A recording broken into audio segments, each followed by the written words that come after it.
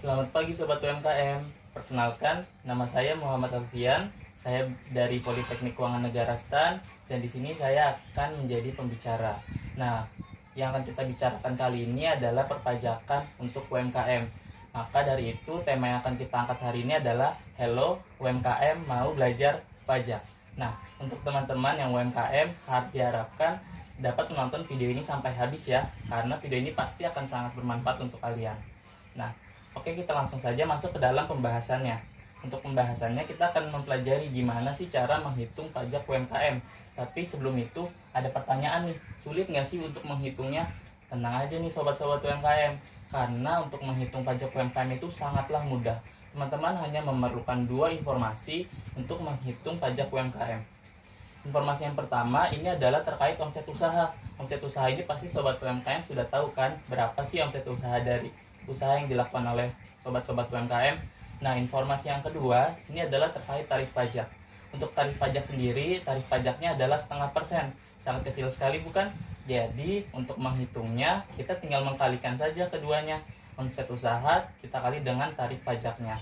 Maka dapatlah pajak yang harus kita bayar kepada negara. Pajaknya jangan lupa disetor ya sobat. Oke, kemudahan apa lagi sih yang bisa kita dapat?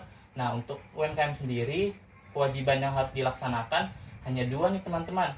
Teman-teman hanya perlu membayarnya tiap bulan dan selanjutnya akan melaporkannya dalam SPT tahunan. Sangat mudah kan teman-teman, tidak perlu kok melaporkan SPT bulanannya untuk pembayaran tersebut. Bisa hanya untuk pembayarannya saja. Jadi untuk laporan tetap di akhir tahun melalui SPT tahunan. Sangat mudah bukan? Oke, kita selanjutnya akan melihat bahwa aturan ini tuh diatur di dalam PP 23 tahun 2018. Oh iya, singkatan dari PP itu peraturan pemerintah ya teman-teman. Untuk menyebutkan lebih singkat, aku akan menyebutkannya PP 23 aja untuk selanjutnya. Nah, PP ini tuh mengatur tentang pajak penghasilan atas penghasilan dari usaha yang dilakukan oleh UMKM atas penghasilan bruto tertentu aja ya. Jadi nggak semua usaha itu bisa dikenakan PP 23, hanya terkait peredaran bruto tertentu. Nah, peredaran bruto ini sama seperti omset usaha tadi. Nah, sebelum kita belajar gimana sih cara menghitungnya, nah, aku pengen kasih tahu dulu nih, apakah sobat UMKM ini termaksud UMKM yang dimaksud ke dalam aturan ini atau tidak? Karena untuk memakai aturan ini tuh ada beberapa syarat yang harus dipenuhi oleh sobat-sobat UMKM. Nah, oke, kita cek syarat yang pertama. Nah, syarat yang pertama ini adalah terkait subjek pajak. Subjek pajak yang dikenai dalam aturan ini ada dua sih, ada orang pribadi dan juga ada badan. Oke, kita bahas satu-satu ya. Untuk orang pribadi sendiri, ini bebas ya, bisa dia muda, bisa dia tua, bisa dia laki-laki maupun perempuan. Intinya dia adalah orang pribadi yang melakukan kegiatan usaha. Nah, kegiatan usahanya ini bisa juga macam-macam, bisa industri, bisa perdagangan, dan juga bisa jasa.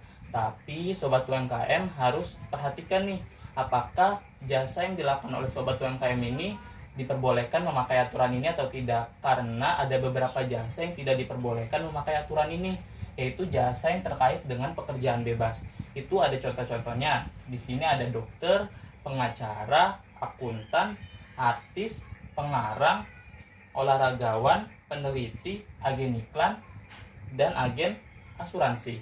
Tapi teman-teman tenang aja, kalau selama sobat UMKM bukan termasuk jasa tersebut, tetap boleh kok pakai aturan PP 23 ini. Nah, sebenarnya yang disebutkan di sini hanya beberapa. Jadi kalau sobat UMKM pengen tahu lebih lanjut jasa-jasa apa saja yang tidak boleh pakai aturan ini, bisa dicek langsung ya melalui PP 23. Nah, untuk searching PP 23 itu gampang banget. Teman-teman tinggal buka Google Search, nanti ketik aja PP 23 tahun 2018. Di sana pasti banyak banget referensinya kok, karena PP ini sangat terkenal loh. Oke, kita lanjut ya ke yang badan. Untuk badan sendiri bisa berupa PT, CV, firma, maupun koperasi. Jadi banyak banget kan jenis PT yang bisa memakai PP 23 ini. Nah, untuk PT sendiri sama kok, dia harus melakukan kegiatan usaha, baik itu manufaktur atau industri, bisa juga dagang, bisa juga jasa. Nah, jadi selama sobat UMKM bukan termasuk jasa pekerjaan bebas, boleh banget tuh pakai aturan ini. Sekarang kita lanjut ya, syarat yang kedua. Syarat yang kedua adalah terkait omset. Karena PP ini mengatur omset tertentu, maka ada batasan omset yang bisa memakai PP ini, yaitu paling banyak 4,8 miliar. Jadi kalau udah di atas 4,8 miliar, maaf banget nih sobat, sobat sudah tidak bisa memakai PP ini karena sudah tidak dianggap sebagai UMKM lagi menurut aturan ini. Tapi kalau masih di bawah 4,8 atau sampai dengan 4,8 miliar per tahun ya, itu sobat tetap boleh kok pakai aturan ini. Jadi enak kan? Nah, tapi perlu diperhatikan nih, bagi sobat-sobat yang punya banyak cabang, itu 4,8 miliar dihitung dari jumlah seluruh cabang ya, bukan dari satu cabang saja. Jadi misal ada 3 cabang nih, tiga-tiganya dihitung berapa omsetnya, maka di total apakah per tahun sudah melebihi 4,8 atau belum. Kalau masih di bawah atau sampai dengan 4,8, itu sobat masih boleh banget kok pakai PP 23. Tapi kalau sudah di atas 4,8 miliar, itu ya mohon maaf sekali sudah tidak bisa. Oke, kita lanjut ya. Nah, di sini ada kasus terkait yang suami istri. Nah, gimana sih kalau suami istri sama-sama usaha? Maka omsetnya dihitung dari mana? Nah, omsetnya itu dihitung dari gabungan omset suami dan juga omset usaha istri. Jadi omset usaha keduanya kita gabung, kita lihat apakah dia masih di bawah 4,8 atau sudah melebihi. Kalau sudah melebihi, ya tentu saja tidak bisa memakai aturan ini. Tapi kalau masih di bawah atau sampai dengan 4,8 miliar, boleh banget kok pakai aturan ini. Oh iya, ini baik ada perjanjian pisah harta maupun tidak ya antara si suami dan si istri. Oke, kita lanjut lagi. Oh, sekarang ternyata kita langsung ke contoh soal sobat-sobat UMKM. Nah, di sini ada Vini Cookie. Vini Cookie ini adalah usaha di bidang kuliner. Dia menjual makanan-makanan ringan yang sangat enak. Makanya omset usahanya pada bulan Agustus mencapai 150 juta. Banyak juga ya, tapi karena 150 juta masih di bawah 4,8 M. Coba deh kalau teman-teman kali 150 juta dengan 12 pasti masih di bawah 4,8 M kan, maka dia masih boleh banget nih pakai PP 23 ya kan. Terus sekarang gimana sih cara hitung pajaknya? Gampang banget sobat, kayak tadi ya, ingat omset usaha kita kali dengan tarif pajak. Omset usahanya itu 150 juta, tarif pajaknya 0,5%. Tinggal kita kali aja deh, 150 juta dikali 0,5%, itu dapat 750 ribu. Wah, nggak terlalu besar kan, dari 150 juta kita hanya perlu bayar 750 ribu. Itu dibayarnya paling lambat tanggal 15 bulan berikutnya ya sobat. Jadi kalau ini bulan Agustus, maka paling lambat adalah 15 September. Jadi jangan sampai lupa untuk bayarnya, karena kalau sampai terlambat, sobat-sobat akan kena denda dari kantor pajak. Jadi jangan sampai terlambat ya.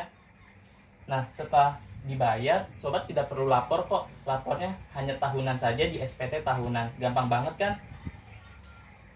Oh iya, sobat, ada satu lagi nih yang harus aku kasih tahu, yaitu terkait jangka waktu. Jadi nggak selamanya sobat UMKM bisa memakai PP ini.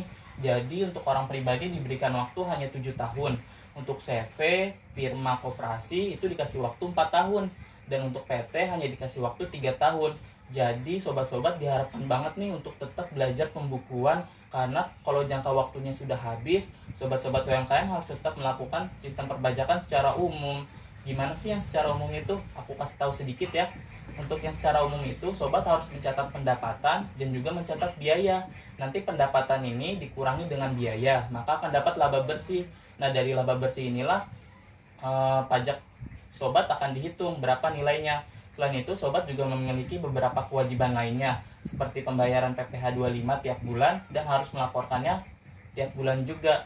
Nanti di akhir tahun juga tetap ada kewajiban untuk pelaporan SPT tahunan. Jadi sebelum sobat jangka waktunya habis, yuk kita belajar sama-sama gimana sih cara pembukuan yang baik dan juga gimana cara kewajiban perpajakan yang baik ketika memakai perpajakan secara umum.